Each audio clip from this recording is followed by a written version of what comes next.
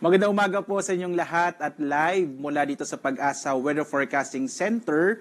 Narito na ang lagay ng ating panahon ngayong araw ng Linggo, September 28, 2025. At sa ating latest satellite images, makikita po natin yung bagyong tinawag nating Opong na may international name na Bualoy ay palandfall na po sa bahagi ng Vietnam. Ang kanya pong layo ay mahigit 1,000 kilometro, kanluran ng Northern Luzon. So hindi na ito nakaka-apekto pa sa ating bansa, bagamat meron pa ring habagat dito na lamang sa may offshore po ng Palawan, particular na sa may area ng Kalayaan Group of Islands. Samantala, ang malaking bahagi nating bansa ay naapektuhan ng easterlies o yung hangin nagmumula dito sa karagatang Pasipiko. Kaya inaasahan natin, mapapansin niyo po, walang masyadong halos kaulapan sa ating bansa. Kaya po generally fair weather ang mararanasan sa malaking bahagi ng ating bansa sa araw na ito. Pero makikita ninyo, may mga thunderstorms pa rin lalo na sa may area ng Eastern Visayas at Caraga. Dulot nga po yan ng easterlies. Posible pa rin yung mga localized thunderstorms sa hapon hanggang sa gabi. Makikita rin po natin na wala tayong minomonitor na anumang low pressure area, wala rin po mga cloud clusters sa loob ng Philippine Area of Responsibility. Masasabi po natin hanggang araw ng Martes, medyo maliit pa yung tsansa na magkaroon tayo ng bagyo. So ngayong araw nga, inaasahan natin malaking bahagi ng ating bansa dito sa may Luzon. Inaasahan natin generally fair weather po ang mararanasang lagay ng ating panahon, pero posible pa rin yung mga localized thunderstorms sa hapon hanggang sa gabi. Agad ang temperatura sa Lawag, 26 to 33 degrees Celsius, sa Tuguegarao hanggang 33 degrees Celsius. Sa Baguio po, 18 to 26 degrees Celsius. Sa Metro Manila naman, 25 to 32 degrees Celsius. Sa Tagaytay, 23 to 30 degrees Celsius. Sa Legazpi, 26 to 32 degrees Celsius.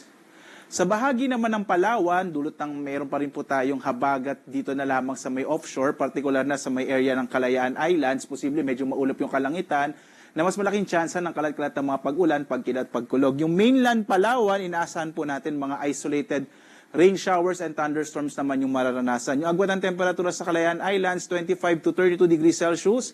Sa Puerto Princesa naman, 25 to 32 degrees Celsius. Mga isolated rain showers and thunderstorms din ang mararanasan sa malaking bahagi ng Kabisayaan, lalo na sa hapon hanggang sa gabi. Agwat ang temperatura sa Iloilo, 26 to 31 degrees Celsius. Sa Cebu, nasa 25 to 32 degrees Celsius. Sa Tacloban naman, 25 to 32 degrees Celsius.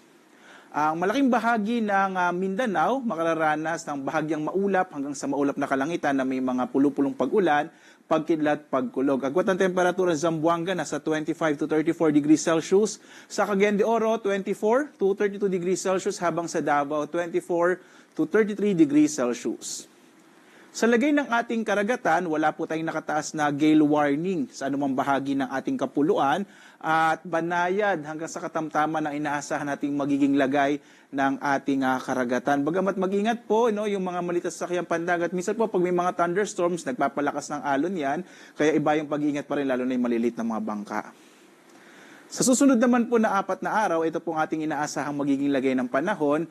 Bukas hanggang Martes, generally fair weather sa malaking bahagi ng ating bansa, pero posible pa rin or mas malaking tsansa ng mga thunderstorms. Makikita nyo lalo na dito sa may Eastern Visayas at sa may Caraga region, maging sa Bicol region. Yan nga po ay dulot ng easterlies. Pagdating po ng araw ng Miyerkules at Huwebes, mas lumalaki yung tsansa or posibilidad na magiging maulap yung kalangitan, na may mga pag-ulan lalo na dito sa may bahagi ng Eastern Visayas, Bicol region hanggang Cagayan Valley region pagdating po ng towards the end of the week. Posible pa rin yung mga thunderstorms sa hapon hanggang sa gabi. Papunta na nga tayo sa buwan ng Oktubre at ang inaasahan po natin na dami ng mga bagyo na maring mabuo or papasok ng Philippine Area of Responsibility, mga 2 hanggang 4 po na bagyo.